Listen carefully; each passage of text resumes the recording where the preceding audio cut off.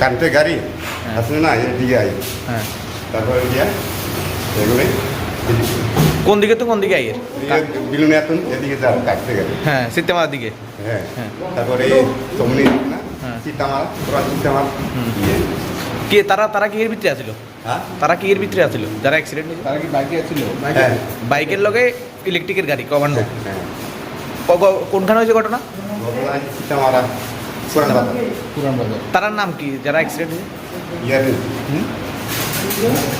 আমার আমার আর কে আছে আরো দুজন আর ইয়ে নাম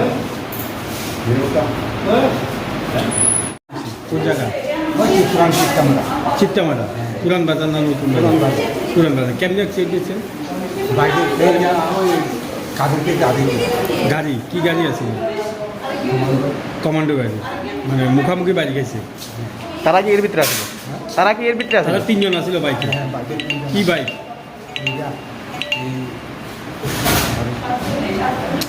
পালসার পালসার বাইক তিনজনেই আছিল আচ্ছা এখন তিনজনে আহত হয়েছে আর দুজনের নাম কি কি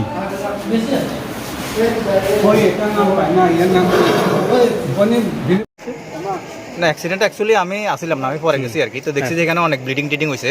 হ্যাঁ, তো তারপরে ওই ইলেকট্রিক গাড়িটা দেখছি মানে এই সাইডে রাস্তার, তো শুনছি যে মানে ডান দিকে যাইতেছে। হ্যাঁ, ইলেকট্রিক গাড়িটা শুনছি যে মানে এদিকে রোড ক্রস করতেছে, ঢুকতেছে। হ্যাঁ, এডি শুনছি ফাইকলার দিকের থেকে আগে।